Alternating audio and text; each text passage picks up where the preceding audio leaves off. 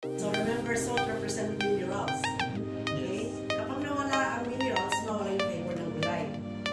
Pagka ang kulay nagbago, nawala yung vitamin. So tandaan niyo mamaya kung ano ang resulta. Ibig sabihin, meaning, yung minerals intact pa rin sa vegetable. Hindi nawala kasi hindi nalusa. So yung gulay, walang tubig. Walang tubig. So ayan. Yan. Okay, steamed fish, walang tubig. Alright. So yan, depende yan sa laki. So pagka steamed fish, ang gamit natin dito mga 15 minutes.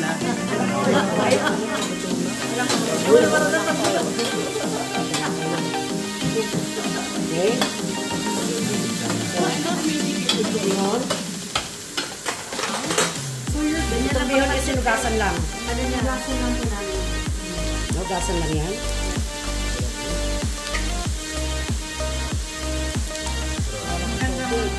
Walang tubig. So itong ating chicken, sabi ko nga sa inyo, hindi kailangan natikman nyo ito, mas masarap ako sa Jollibee.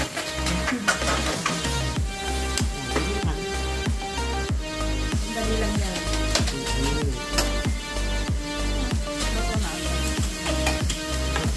Tapos, kung gusto nyo, ilalagay natin tubig is 2 cups of water. Isang pirasong bihon, 1 cups of water. Then yung kanton, lang. Okay. Again. So ito yung parang naman.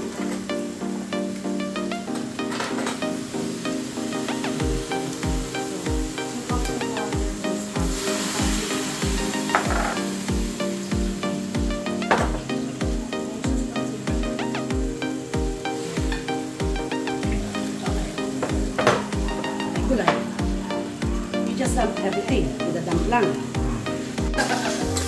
Sama-sama lahat. Guys, grabe. Dito lang yan sa Salad Master. Salad Master. Sinigang. Hong Kong. Ayan walang tubig ha. Walang tubig ha. Wala yan. Walang tubig. Okay. So ilalagay natin ang hipon. Hipon. Okay, ang hipon. Walang tubig. Pero magkakatubig. Okay, now ilalagay itong ating sinigang mix. Ito lang ang tubig natin. Ito yun lang.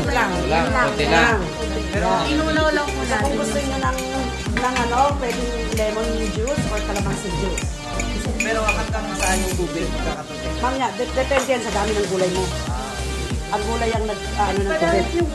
Pero kung gusto nyo ng maraming sabaw, ito yung tubig. For our presentation. Sa presentation, pinapakita namin. That we can... Sa last one. Hindi na tunog yan. Takapal ba no? Ano diba? Diba sa atin? Para ka naman. Sa atin na diba? Oo, kanina guys, walang Tsaka tubig. tingnan nyo yung hindi nadurog ng yung okra. Tsaka green pa rin, no? Talaga sa solid man. Salad master pa. Salad Master. Yung kanina guys, walang tubig. Pero ngayon, nagkakatubig na sa gumawa ko kami ng sinigang. Malupit. Yan, the shape. Rice! Okay na rice! May-ari po. Wala nang karusal dahon. Ay sa ano? Okay lang. Pandesal dito. Or pwede ka gumawa ng egg pie, lasagna, ano pa? Chocolate pang pwede gawin dito. Wala ako. Marami steam, lahat. Papakita natin dito. Dito kayo dito.